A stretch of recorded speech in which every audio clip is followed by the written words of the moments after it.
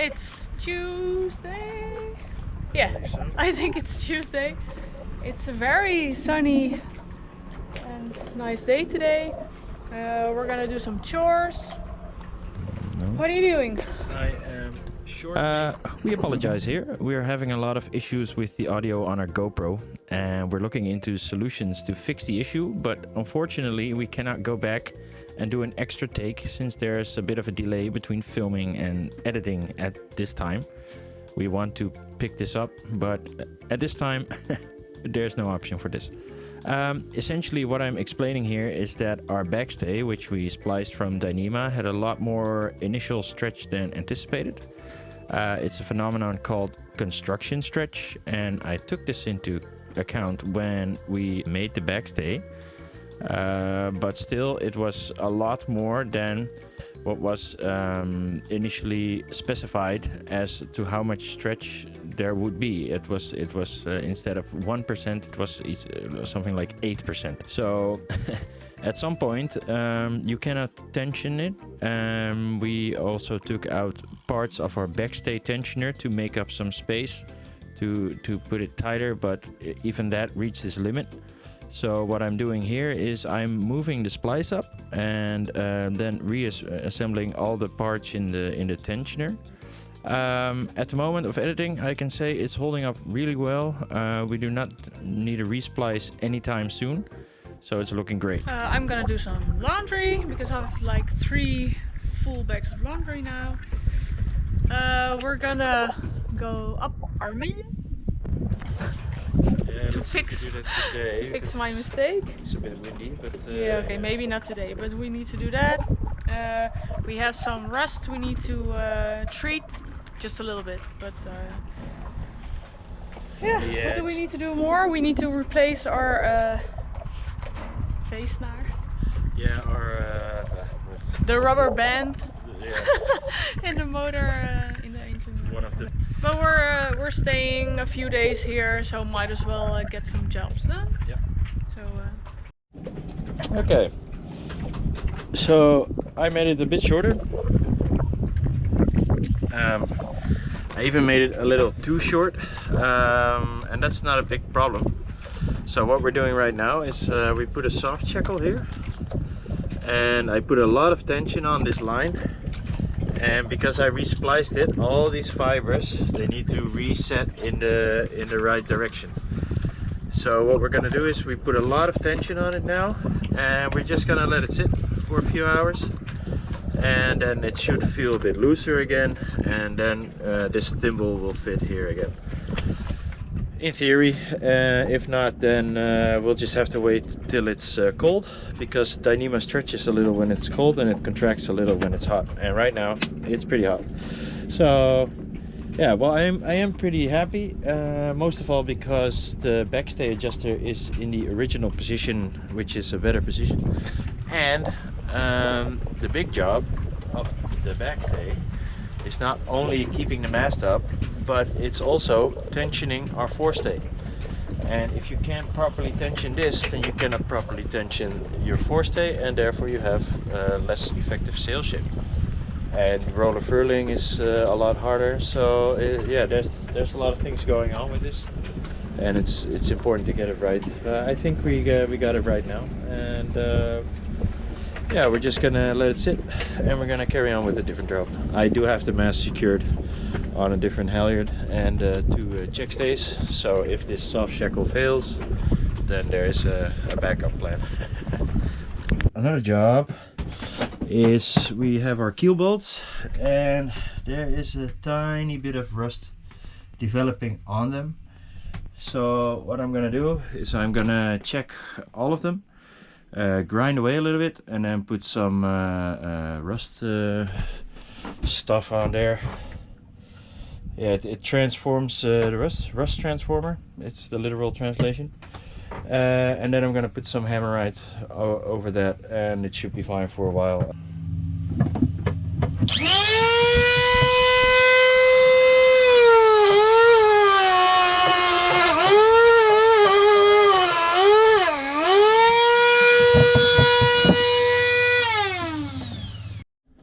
Okay, so I grinded off most of the rust. It wasn't that much. It was really just a tiny amount. Yeah, degreased it and then put on the rust transformer. Yeah, I'm gonna let it dry for 24 hours and then see if we actually need the hammer right, because it was so little, the rust.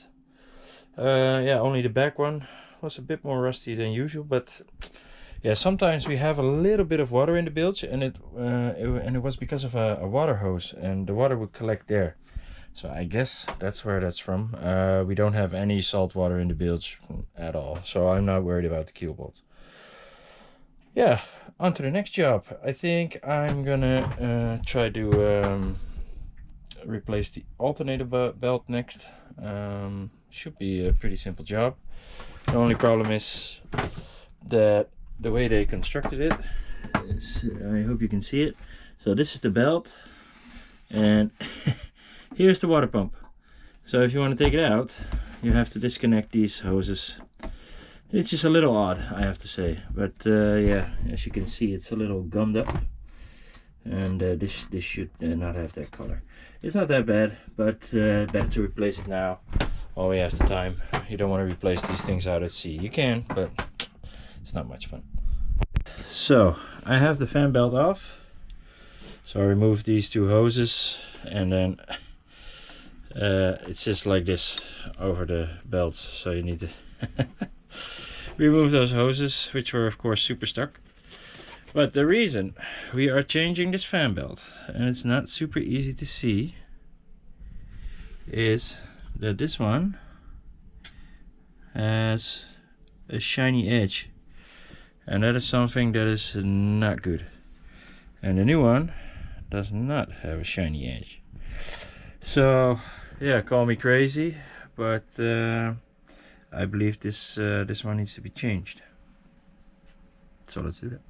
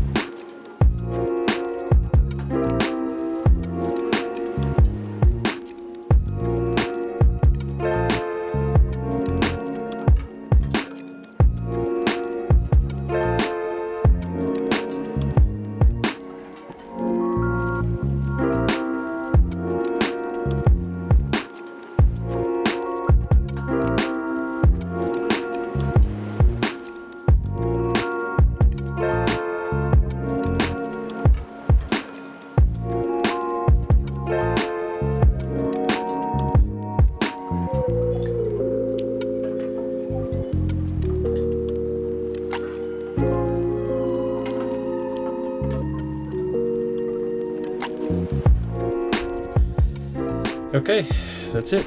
The fan belt's on. There is about 1 inch of play, so that's good. So the tension should be nice. It has better tension than the old belt. Hoses are back on, and first I'm gonna, because I had to disconnect these hoses. This is salt water, and of course it dripped everywhere. So first I'm gonna remove all the salt water, clean it with fresh water, and then I'm gonna test run the engine to see if everything is okay, and yeah, that's it.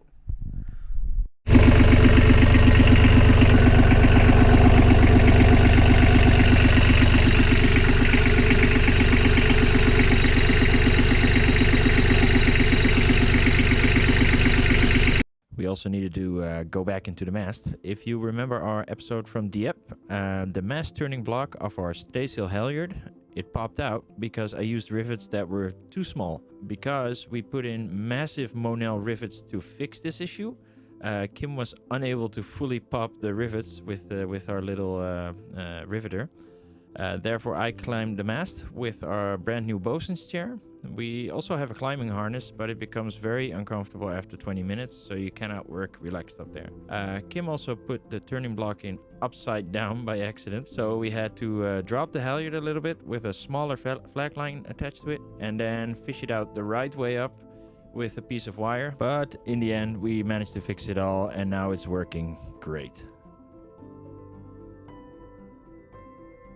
So Rutger managed to climb in the top of the mast. That didn't go very easy, but we had a nice neighbor that helped us. So I did the blue line, I did the black line, he did the blue line. So that was nice because it was pretty heavy. I'm not sure. The thing is, somewhere in the mast it goes a little bit rough. But well, with the three of us, we managed to get Rutger up there. And I think he popped the first rivet. He needs to do the second rivet, and then we need to do the line. But he's up there, so that's a good start.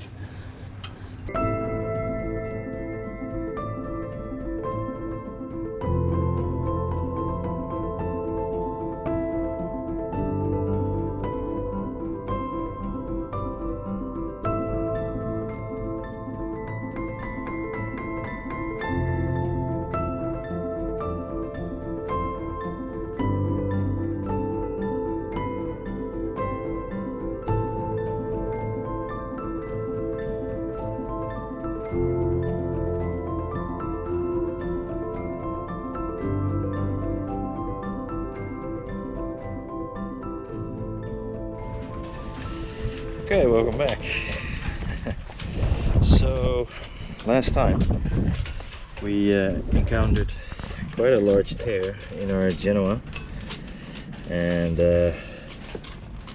yeah, it's not good. We're talking to sail makers to probably get a new set of sails because yeah, they're kind of done. Also the sail shape is pretty much gone. It's very hard to trim the boat. It's slow. So yeah, we need to get some new sails, but of course that's gonna take a while. So today I'm going to try and fix this tear using Dacron tape, using a speedy stitcher.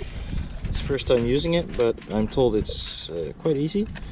And of course I brought a ruler and a pencil and some scissors to get the stitching nice, so I can mark out where to stitch everything. And the scissors, when you use Dacron tape, you want to round off the corners because then the loads are more evenly spread out. But yeah, that's all theory. I'm usually not that good at sewing, but I guess I'll just have to get good.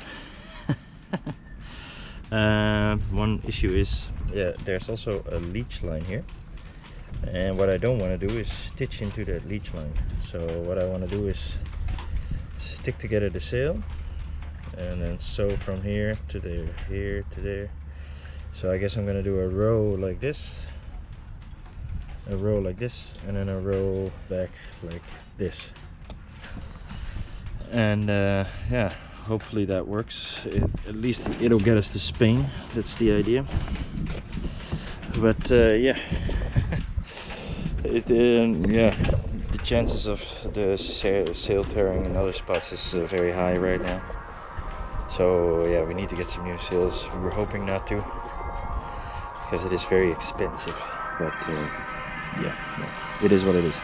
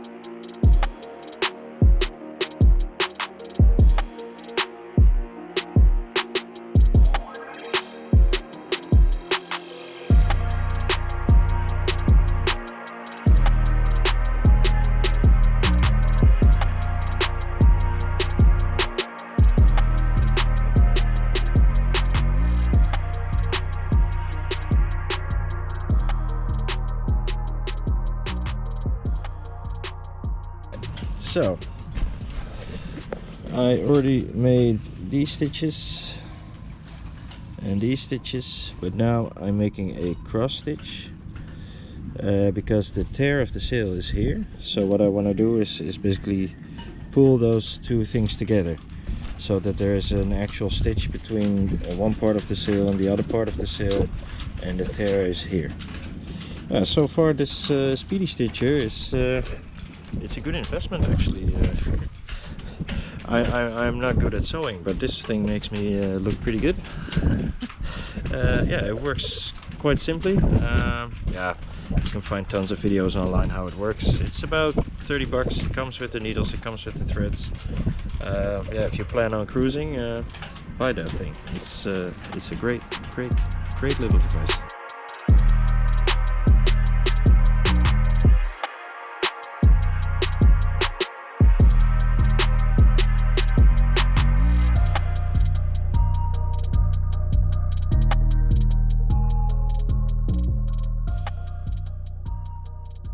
I have to say, it doesn't look that bad actually. So, here's the cross stitching, and yeah, it feels really sturdy. Yeah, I think we can make a Biscay crossing with this. It's not perfect, but yeah, it never really is with sailing. Yeah, unless the whole sail tears in another piece, or if the sail tears in another part, yeah, of course, yeah, that can happen. But for now, this repair, I'm pretty confident in it. Yeah, let's roll up the sail and see if we can do another job. Yeah. Hello, Kim. Hello. Hello. Next job. So here used to be a cleat, and it used to be there because there were non-self-tailing winches, but now because we have self-tailing winches, we decided to remove this cleat, because actually when you're sailing you sit there. It's really nice. It's a nice place to sit, it's a nice place to steer, but it's very slippery and it looks a bit ugly because the cleat used to be there, and it's well, it was on there for 50 years or something. So what we decided to do is we got this stuff from Harken. Yeah, it's just kind of like a sticky rubber self-adhesive stuff, and we're gonna put them on, and then we have a nice place to sit without sliding down the cockpit every time the boat heels over a little bit. Let's do it.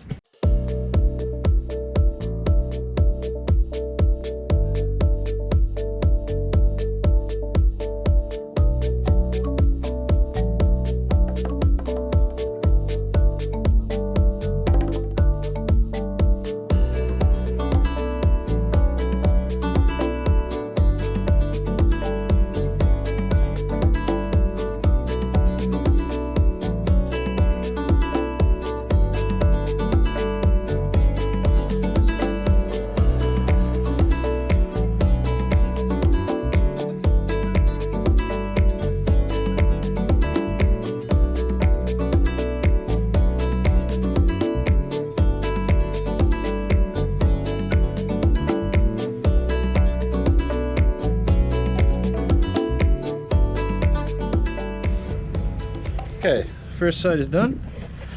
It feels really grippy. It sticks super well. It's really on there. I guess it's permanent. That's a good thing. Yeah, let's see the other side.